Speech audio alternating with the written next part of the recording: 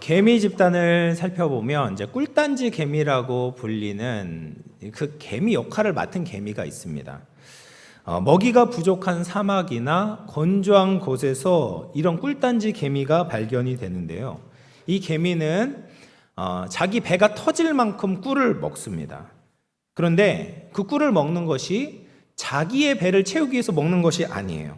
먹이가 부족한 시기가 되면 그 배에 있는 꿀을 다른 개미들에게 나눠 주려고 비축해 놓은 거예요. 그래서 자기가 누리기 위해서 먹는 것이 아니라 나누어 주기 위해서 먹는 겁니다. 다른 개미에게 주려고 모으고 있는 것이죠. 이런 점에서 사람이 개미만도 못할 때가 있다라는 생각이 듭니다. 자신만 먹고 주위를 돌아보지 않는 사람들이 얼마나 많습니까? 그런 사람들이 있는 곳은 먹고 먹히는 정글을 이루게 되는 것이죠. 그런데 우리가 가진 것을 나누기 시작하면, 주위의 이웃들을 돌아보기 시작하면 그 사람이 있는 곳이 바로 하나님의 나라가 되고 낙원이 될 줄로 믿습니다. 우리 영암교회 성도들이 계시는 곳마다 하나님의 뜻을 이루는 낙원을 이룰 수 있는 저와 여러분 되기를 주님의 이름으로 축원을 드리겠습니다.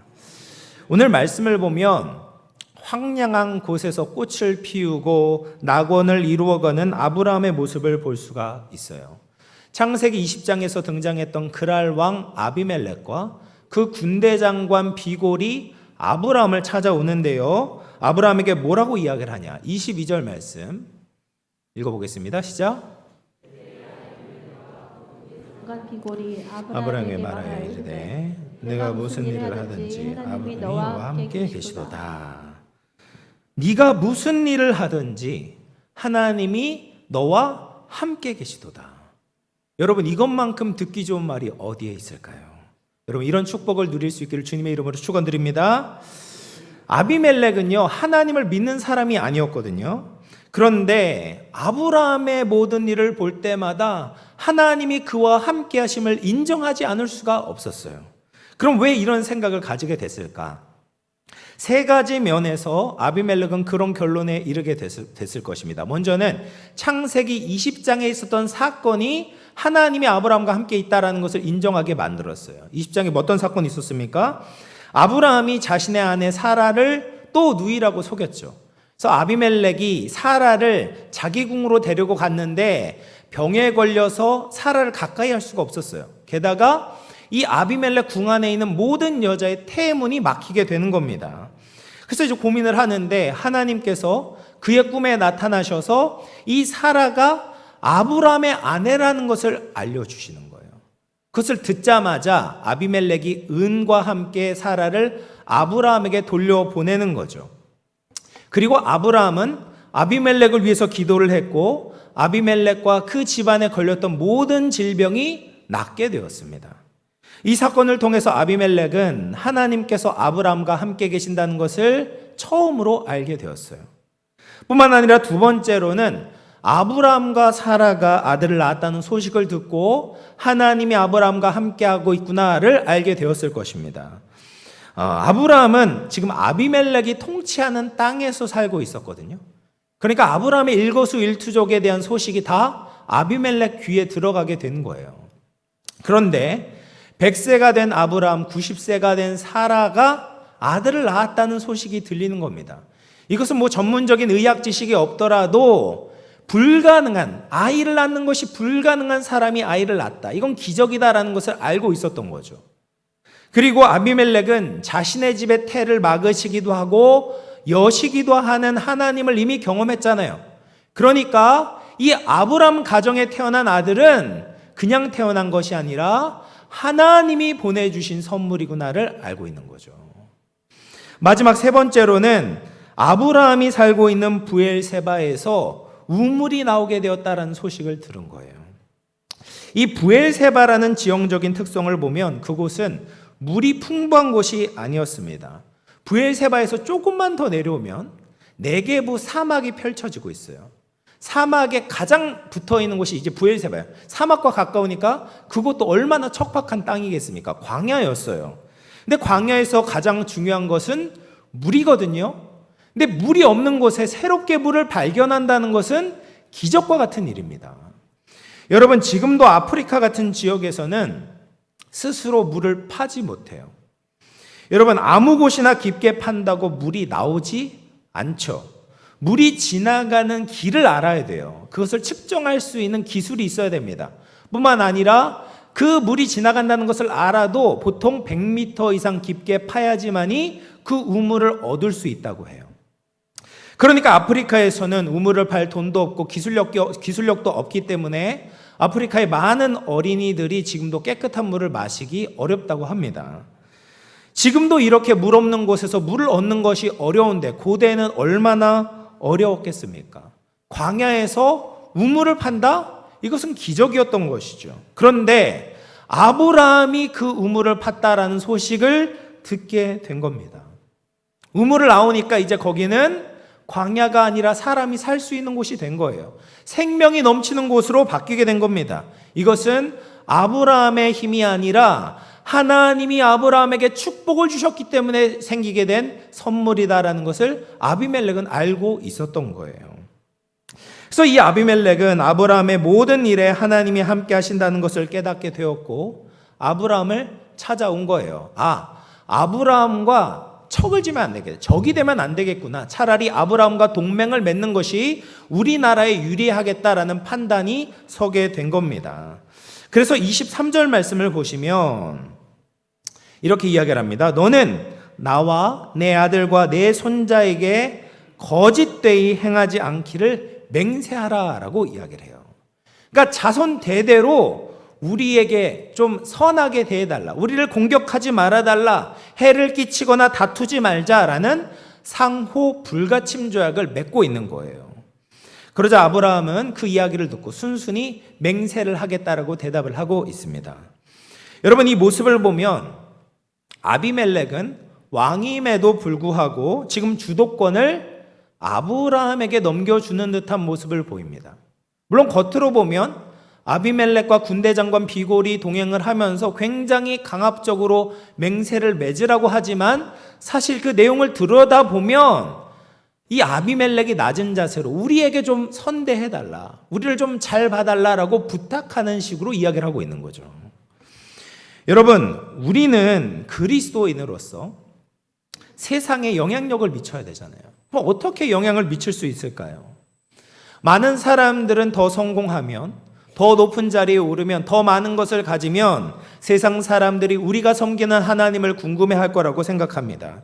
그래서 내가 하나님을 전하기 위해서는 더 높은 자리에 올라야 된다라고 생각을 해요.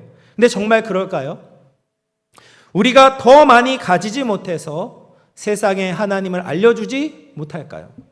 교회가 힘이 없어서 지금 세상의 교회가 손가락질을 받고 있는 것입니까? 전 그렇지 않다라고 생각을 합니다. 여러분, 아비멜렉과 아브라함을 비교해 보십시오. 아비멜렉은 아브라함보다 모자란 것이 없었어요. 가진 것을 비교해 보십시오. 지금 아브라함에게 은 1000개를 줄 정도로 아비멜렉도 충분한 소유를 가지고 있었어요. 경제적으로 부족하지 않았습니다. 뿐만 아니라 정치적인 권력에서도 그랬습니다. 아비멜렉은 그랄 왕이잖아요. 왕은 그 지역을 다스리는 최고의 통치자입니다. 그 땅에 살고 있는 아브라함보다 더 높은 자리에 올라 있는 것이죠. 그리고 힘에 있어서도 아브라함보다 약하지 않았어요. 그러니까 지금 군대 장관 비골과 함께 왔다라는 것은 아비멜렉 휘하에 직속 부대가 있다라는 것입니다. 그러니까 힘에 있어서도 아브라함과 전혀 꿀릴 것이 없었던 것이죠. 다시 말해서 아브라함이 아비멜렉보다 더 많이 가지고 있거나 더 높은 자리에 있거나 더 많은 힘을 가지고 있어서 아비멜렉이 찾아온 것이 아니었다라는 말이에요. 아비멜렉이 왜 왔습니까? 하나님께서 아브라함과 함께 하심을 보았기 때문에, 아브라함이 하나님과 동행하고 있었기 때문에, 하나님이 그 인생에 은혜를 베풀어 주신 것을 보았기 때문에 아비멜렉이 찾아왔다라는 거예요. 여러분, 우리가 하나님의 말씀을 따라가면 세상과 다른 모습을 보이게 됩니다. 세상 사람들보다 더 돈이 많아지거나 더 명성이 높아지거나 더 권력이 강해지는 것이 아니에요. 이런 것들은 각 사람의 분량만큼 하나님께서 허락하시는 겁니다. 근데 더 중요한 것은 우리가 하나님의 말씀대로 살아가게 될 때 인생의 방향이 바뀌는 거예요. 그리스도의 성품이라는 아름다운 향기가 흘러나오게 됩니다. 삶을 대하는 태도와 방식이 변화되는 거예요. 이것이 하나님의 말씀의 통치가 임하게 될 때 받게 되는 영적인 특권이고 축복입니다. 이 차이가 없다면 이방인들은 교회를 궁금해하지 않는 거예요. 이 차이가 없으면 오히려 세상 사람들은 그리스도인에 대해서 반감을 갖는 겁니다. 이런 구별됨이 없이는 세상에 하나님에 대해 알려줄 기회를 얻을 수가 없는 거예요. 마태복음 5장 16절 말씀 같이 읽어볼게요. 시작.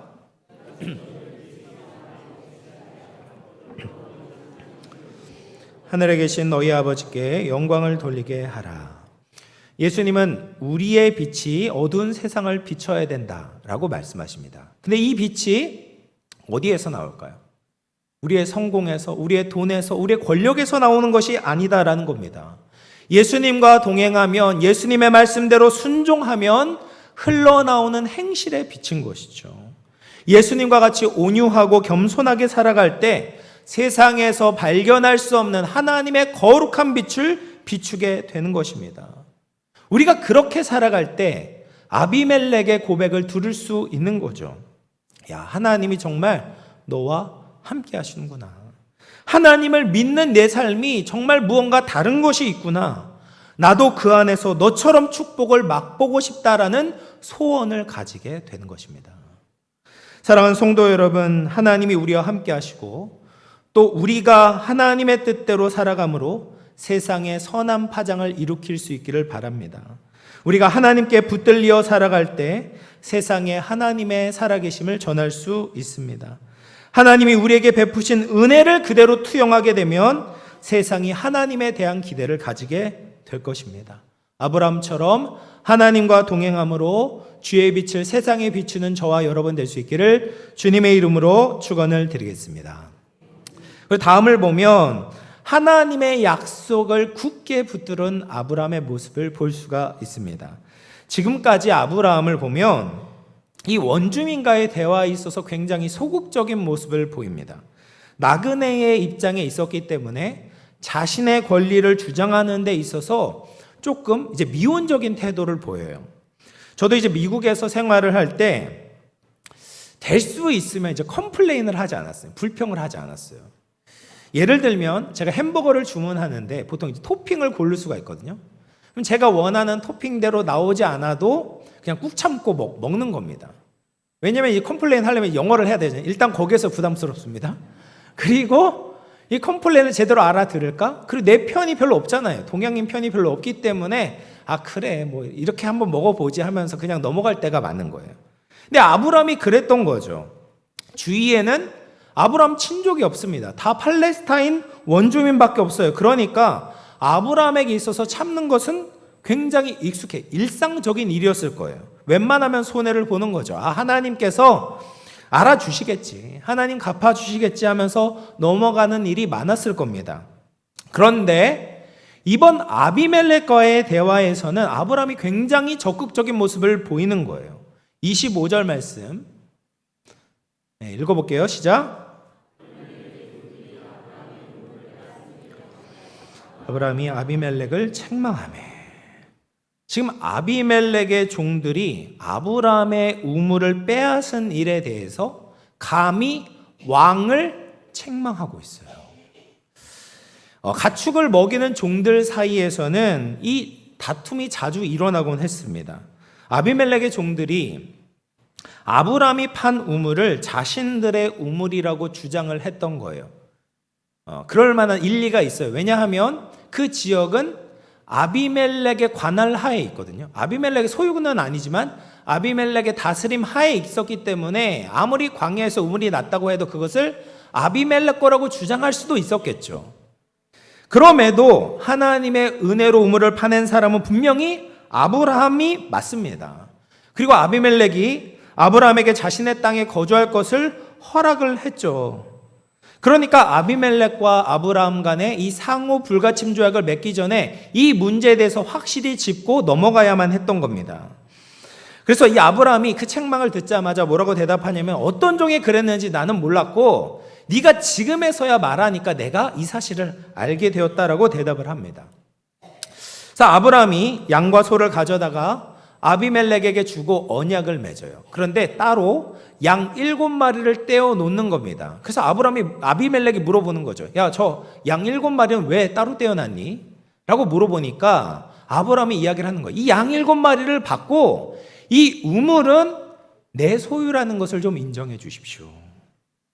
아비멜렉이 그 이야기를 듣고 우물의 소유권을 아브라함 거라고 인정을 해주고 맹세를 하면서 그 우물의 이름을 부엘세바다라고 칭하게 되는 거예요. 아브라함의 적극적인 행동의 모든 초점은 부엘세바의 소유권을 가져오는 데 있었습니다. 아비멜렉이 아브라함에게 호의적이라는 것을 알자마자 아브라함은 굉장히 신속하게 부엘세바의 소유권을 얻기 위한 모든 조치를 취하고 있는 거예요. 그러면 아브라함은 왜 이렇게 부엘세바를 얻기 위해 모든 노력을 기울였을까요? 물론 부엘세바의 우물은 아브라함 가족의 생존권이 걸려 있죠. 우물을 확보하지 않으면 광야에서 살아남을 수가 없습니다. 그런데 이 우물은 그 정도의 의미를 넘어서는 의미를 가지고 있었어요.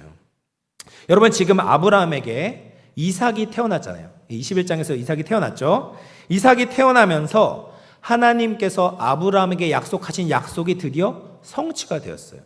아브라함을 큰 민족으로 만들겠다라는 하나님의 약속의 성취가 진일보하게 된 것입니다. 그러면서 아브라함은 자신에게 주어진 남은 약속들의 성취도 바라볼 수 있게 되었어요. 백성이 생기면 뭐가 필요합니까? 땅이 필요한 거예요. 땅. 거주지가 필요한 겁니다. 그래서 하나님은 아브라함에게 큰 민족이 될 뿐 아니라 땅도 약속하셨단 말이에요. 창세기 15장 7절 말씀입니다. 보면 나는 이 땅을 내게 주어 소유를 삼게 하려고 너를 갈대아인의 우르에서 이끌어낸 여호와다. 하나님께서 땅도 약속을 하셨어요. 사람이 있는데 살 수 있는 터전이 없다면 나라를 이룰 수가 없어요. 하나님은 그걸 다 아셨기 때문에 땅도 약속하신 겁니다. 근데 지금까지 아브라함의 모습을 보면 떠돌이 신세란 말이에요. 땅 한 평 없었어요. 집 한 칸 가지고 있지 않았습니다. 텐트를 칠 만한 변변한 장소도 없었습니다. 그래서 사람들이 살지 않았던 척박한 광야에 살곤 했습니다. 그런데 하나님께서 광야에 은혜의 우물을 터뜨려 주신 거죠. 비록 아비멜렉의 관할이지만 이곳이 하나님께서 아브라함에게 주셨다라는 확신이 드는 거예요. 이건 하나님만 주실 수 있는 거거든요. 그러니까 부엘세바라는 우물은 단순한 우물이 아니라 아브라함에게 있어서는 마치 이삭과 같은 거예요. 이삭이 큰 민족을 이룬다라는 그 약속의 성취였던 것처럼 이 부엘세바는 하나님께서 그들에게 땅을 주신다라는 첫 번째 성취와 마찬가지였던 거예요. 그래서 늘 소극적이었던 아브라함이었지만 적극적으로 하나님의 은혜를 지켜내고 있는 거예요. 이 부엘세바를 잃어버릴 수 없는 겁니다. 그래서 용기를 내서 아비멜렉에게 제안을 했었고 아비멜렉은 그 제안을 받아들여서 소유권을 인정하고 있는 거예요. 아브라함이 지금 했던 이 행동은, 부엘세바의 소유권을 확보했던 이 행동은 앞으로 이스라엘에게 엄청난 파장을 일으키게 됩니다. 여러분, 이제 이스라엘이 먼 이후의 일이지만 애굽에 끌려가고 출애굽을 하게 되고 그리고 가나안 땅의 정복 전쟁을 통해서 가나안 땅을 얻게 되죠. 그리고 이스라엘 전체 영토를 가리키는 수식어가 있습니다. 바로 단에서부터 부엘세바까지라는 말이에요. 사무엘상 3장 20절 말씀 보시면 단에서부터 부엘세바까지의 온 이스라엘, 이 말이 계속 등장해요. 이 단이라는 것은 이스라엘 북쪽 경계 지역을 의미합니다. 그리고 부엘세바는 이스라엘 지역의 남쪽 경계를 의미하는 거예요. 마치 우리나라의 백두에서 한라까지와 똑같은 말이에요. 그래서 아브라함이 믿음을 가지고 지켜내었던 부엘세바가 결국 이스라엘 땅의 가장 중요한 경계가 되는 겁니다. 이스라엘 백성들에게 있어서 이 부엘세바는 하나님께서 아브라함에게 주신 땅으로 기억하고 있는 거죠. 아브라함이 양 7마리를 주고 그 소유권을 가지고 확보했던 그 땅으로 기억하고 있는 겁니다. 그래서 그 땅을 확보한 거예요. 그 땅과 브엘세바에서 땅까지 그 이스라엘 영토를 확보하게 쟁취하게 되었던 겁니다. 여러분, 우리는 하나님이 주신 은혜를 너무 쉽게 여기는 경향이 있습니다. 하나님이 많은 은혜를 주셨지만 그것을 끝까지 붙잡고 사는 사람은 굉장히 드물어요. 내게 주신 은혜를 자꾸 다른 것에 빼앗기게 되는 겁니다. 여러분, 지금 교육부서 여름 사역이 진행 중인데요. 이제 주일학교를 다니신 분들은 여름 성경학교나 여름 수련회에 참석하신 분들이 많을 거예요. 그러면 어떻습니까? 그 수련회에 참석해서 하나님께 한 번쯤은 눈물을 흘리면서 기도를 해본 경험이 있지 않으십니까? 또 여름 수련회를 참석하지 않았더라도 얼마나 많은 부흥회들이 있었습니까? 그 부흥회를 통해서 하나님의 은혜에 무릎을 꿇은 적이 얼마나 많이 있습니까? 그런데 여러분, 그 받은 은혜가 다 어디 갔습니까? 집에 돌아오자마자 하나님의 은혜를 자꾸 까먹는 거죠. 하나님께 받은 은혜를 다 놓치고 과거의 내 습관대로 살아가는 사람들이 너무 많은 겁니다. 육신의 정욕과 이 세상의 자랑을 따르면서 하나님께 받은 은혜를 다 놓치고 있는 거예요. 여러분, 우리가 말씀을 배울 때도 마찬가지입니다. 성경을 함께 공부하면 성도분들이 이 하나님의 말씀에 완전히 동의를 해요. 맞아요. 하나님의 말씀대로 살아야죠. 하나님의 말씀이 맞습니다. 성령에 이끌려 살아가야 되죠. 이런 결단이 생겨요. 그런데 그것을 붙잡고 씨름하는 사람은 너무나 드문 것이 현실이에요. 여러분, 우리는 하나님이 우리에게 주신 은혜를 붙들며 살아가야 합니다. 브엘세바를 우리에게 주셨을 때 그것을 놓치면 안 돼요. 그 브엘세바를 우리의 가정에, 우리의 삶의 중심에 놓아야 합니다. 물론 브엘세바가 있다고 모든 문제가 다 해결되는 것은 아니죠. 순식간에 가나안 땅을 정복하거나 갑자기 땅 수백 평, 수천 평이 생기는 것도 아닙니다. 그냥 작은 우물 하나가 주어진 것입니다. 그런데 하나님이 주신 그 은혜를 놓쳐서는 안 되는 거죠. 그 은혜를 통해서 하나님의 비전을 바라보아야 하는 겁니다. 하나님이 우리의 인생 가운데 행하실 일을 기대해야 합니다. 그렇게 은혜를 붙들며 살아갈 때 그 은혜가 이정표가 되어서 우리 자녀들이 그 은혜를 바라보면서 따라오게 되고 가정이 회복되게 되고 하나님의 나라를 이루어가는 귀한 인생으로 쓰임받게 되는 것입니다.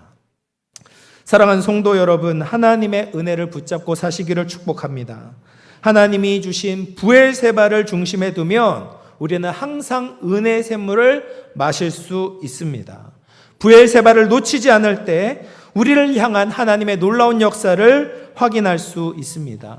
우리에게 주신 하나님의 은혜를 잊지 않고 그 은혜에 반응하며 하나님의 약속의 주인공이 되는 우리 모든 영혼의 권속들 다 되시기를 주님의 이름으로 축원을 드리겠습니다. 마지막으로 이제 아브라함이 이 브엘세바의 소유권을 얻고 나서 에셀 나무를 심고 영원하신 하나님의 이름을 부르며 예배하는 모습을 보이고 있습니다. 여러분, 에셀 나무는 모래 토양에서도 잘 자라는 특징을 가지고 있어요. 왜냐하면 이 나무의 뿌리가 30m 이상 뿌리를 내리기 때문에 그렇습니다. 그리고 에셀 나무는 광야에 있는 나무치고는 많은 유익을 주고 있었습니다. 잎사귀들은 동물들의 먹이가 되었고요. 7m 넘게 자라서 풍성한 그늘을 제공하기도 했습니다. 그러면 왜 아브라함이 브엘세바의 에셀나무를 심었을까요? 이 에셀나무를 심으면서 아브라함이 자신의 신앙을 고백하고 있는 것입니다. 하나님의 은혜 가운데 뿌리를 내리겠다는 결단으로 이 에셀나무를 심었던 것이죠.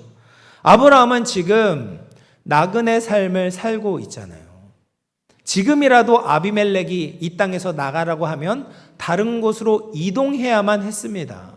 얼마나 불안하고 염려가 많은 삶입니까? 그런데 아브라함은 이 아비멜렉과의 언약을 통해서 다시 한번 확인하는 것이 있었어요. 그것은 하나님의 은혜의 뿌리를 내리면 산다라는 거예요. 브엘세바의 뿌리를 내리면 산다라는 겁니다. 하나님과 함께 하시는 곳이라면 그곳은 어디라도 브엘세바가 되겠다라는 확신이 있었던 거예요. 그래서 하나님께 뿌리를 내리면 그 나무는 마르지 않고 쇠하지 않는 겁니다. 어떤 풍파가 오더라도 버티며 살아갈 수 있었던 것이죠. 시편 1편 3절 말씀 같이 읽어보겠습니다. 시작.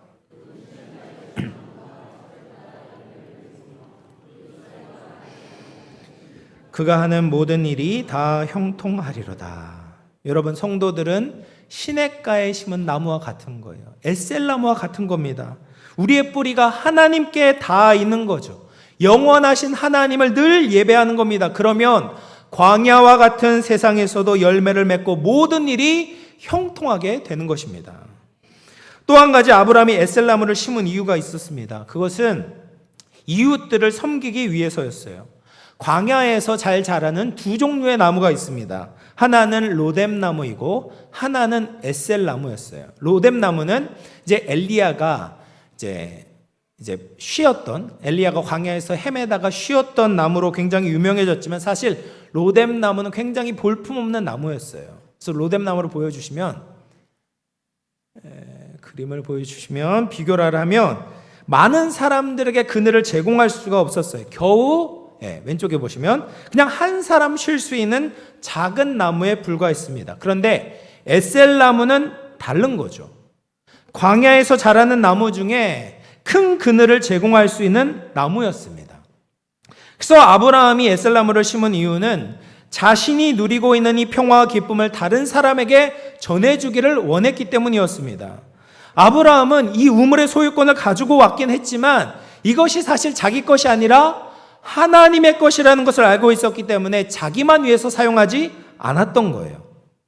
모든 자들이 우물을 마시고 에셀나무 그늘 아래서 쉬기를 원했던 겁니다. 아브라함의 종들만 그 그늘을 누리는 것이 아니라 예전에 다투었던 아비멜렉의 종들까지도 이 그늘 아래에서 더위를 피하며 생기를 찾기를 원했던 것입니다. 이 에셀나무가 우리 그리스도인이 살아가야 되는 방향성을 보여주는 거예요. 우리는 하나님께 받은 은혜를 늘 기억하며 영원하신 하나님을 예배해야 됩니다. 우리는 예배 없이는 살아갈 수가 없어요. 그런데 그 예배를 통해 얻게 된 하늘의 평강과 기쁨과 안정감을 나 혼자서만 누려서는 안 되는 거죠.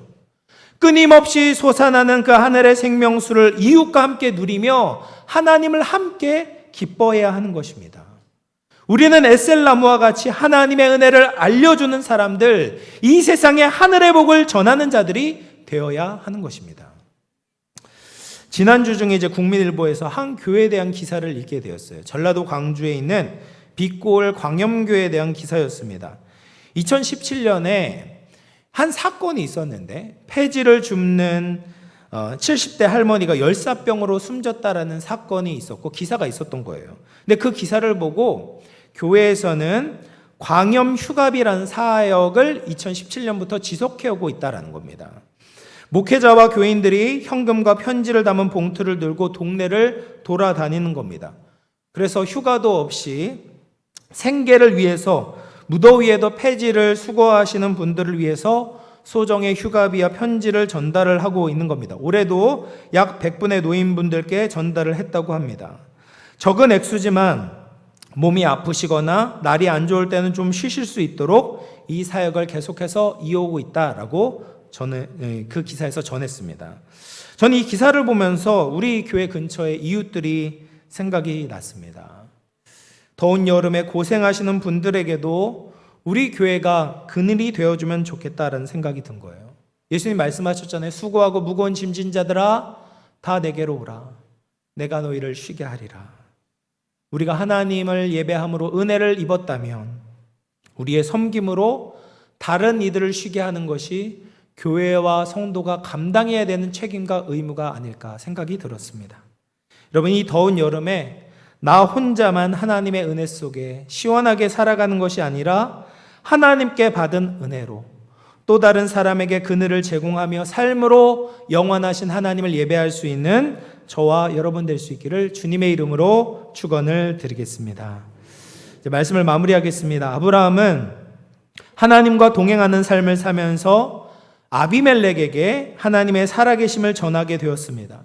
그러면서도 브엘세바의 그 하나님의 은혜를 놓치지 않고 붙잡고 있었던 거죠. 그리고 브엘세바의 에셀나무를 심음으로 영원하신 하나님께 뿌리를 내리는 신앙, 또 다른 이웃들에게 하나님의 복을 흘려보내는 삶을 살 수 있었습니다. 우리 영암교회도 세상에 그런 교회가 되기를 소망합니다. 주위 이웃들이 영암교회 덕분에 행복하다, 영암교회 덕분에 시원하다라고 말하는 교회가 되기를 바랍니다. 또 이웃들이 영암교회 성도들 덕분에 하나님을 알고 싶다라는 고백이 나올 수 있기를 바랍니다. 우리가 그렇게 하나님의 부르심에 합당하게 살아가게 될 때 하나님께서 우리 교회 위에 또 우리 모든 성도들 위에 더 큰 은혜를 부어주실 줄로 믿습니다. 우리 삶의 모든 곳에서 하나님의 은혜를 기억하고 감사하며 주님의 향기를 세상에 흘려보낼 수 있는 저와 여러분 모두 다 될 수 있기를 주님의 이름으로 축원을 드리겠습니다. 우리 말씀을 생각하면서 한번 기도하겠습니다.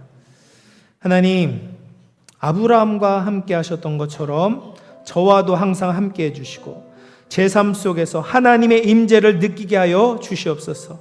아브라함이 브엘세바를 놓치지 않았던 것처럼 저도 놓치지 않기를 원합니다. 에셀나무를 심었던 것처럼 저의 삶에 생명수 되신 예수님께 뿌리를 내리며 늘 예배하게 하여 주시옵소서. 그리고 그렇게 받은 생명수를 세상에 전하며 이웃을 섬기는 하나님의 사람들 되게 하여 주시옵소서. 말씀을 생각하면서 같이 한번 기도하도록 하겠습니다. 하나님 아버지 감사합니다. 하나님, 부족한 우리들을 사랑하시고 하나님을 알려주시고 아버지 브엘세바의 은혜를 베풀어 주심을 감사합니다. 하나님, 광야와 같은 세상에서 우리가 어디에서 우리의 이 목마른 영혼을 채울 수 있겠습니까? 주님, 주님의 은혜가 필요합니다. 주님의 임재가 필요합니다. 성령님, 사랑하는 우리 모든 주의 권속들에게 주님의 말씀을 깨닫게 하여 주시고 들려주시고 아버지 영원히 아버지 목마르지 않도록 하나님의 생명수를 우리에게 마시게 하여 주시옵소서. 예수 그리스도의 십자가의 은혜로 살게 하여 주시옵소서. 우리가 주님을 발견하게 될 때 아브라함과 같이 에셀나무를 심게 하시고 주님께 뿌리를 내리며 영원하신 하나님을 예배하게 하여 주시옵소서. 나 혼자만 그 은혜를 누리는 것이 아니라 세상 가운데 가지와 잎을 내며 그늘을 드리울 수 있는 우리 모든 영광의 권속들 다 될 수 있도록 하나님 축복하여 주시옵소서. 함께하여 주옵소서. 사랑하는 하나님 아버지, 아브라함의 삶을 통해 하나님의 신실하심과 은혜를 다시 한번 깨닫게 하시니 감사합니다. 아브라함이 하나님의 약속을 믿고 나아갔던 것처럼 우리도 하나님의 말씀을 따라 살아가기를 원합니다. 세상의 유혹과 어려움 속에서도 하나님의 약속을 굳게 붙들게 하시고 우리의 삶을 통해 하나님께 영광을 돌리게 하여 주시옵소서. 아비멜렉이 아브라함 삶을 통해서 하나님을 알게 되었던 것처럼 우리의 삶을 통해 많은 사람들이 하나님을 알게 되기를 원합니다. 우리의 행실과 말이 하나님의 사랑과 은혜를 증거하게 하시고 하나님의 빛을 비추는 도구가 되게 하여 주시옵소서. 에셀나무를 심었던 아브라함처럼 우리도 하나님을 늘 예배하며 삶 속에서 이웃사랑을 증거하게 하여 주시옵소서. 이 모든 말씀 거룩하신 예수님의 이름으로 기도하옵나이다. 아멘. 찬송가 456장 찬송하시면서 준비하신 예물 봉헌하겠습니다.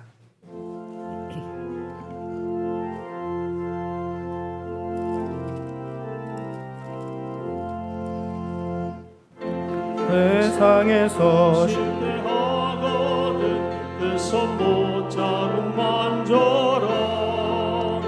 고된 일 하다가 힘을 얻으니 그 손못자국 만져라. 그 손못자국 만져라. 그 손못자국 만져라. 주가 널 지키며 인도하시는 그 손못자국 만져라. 내가 어둠 속을 걸어갈 때에 그 손못자국 만져라. 주가 참 평안을 내게 주시니 그 손못자국 만져라. 그 손못자국 만져라. 그 손못자국 만져라. 주가 널 지키며 인도하시리. 그 손못자국 만져라. 내가 부활의 주 따라가려면 그 손못자국 만져라. 내가 주 안에서 길이 살리라. 그 손못자국 만져라. 그 손못자국 만져라. 그 손못자국 만져라. 주가 널 지키며 인도하시리. 그 손못자국 만져라. 너의 죄악의 짐 무거울 때에 그 손못자국 만져라. 마음 문 열고서 주를 모셔라. 그 손못자국 만져라. 그 손못자국 만져라. 그 손못자국 만져라. 주가 널 지키며 인도하시리. 그 손못자국 만져라. 은혜와 사랑이 풍성하신 하나님, 오늘도 살아계신 하나님의 말씀을 듣게 하시니 감사합니다. 우리가 주님의 은혜의 뿌리를 내리기를 원합니다.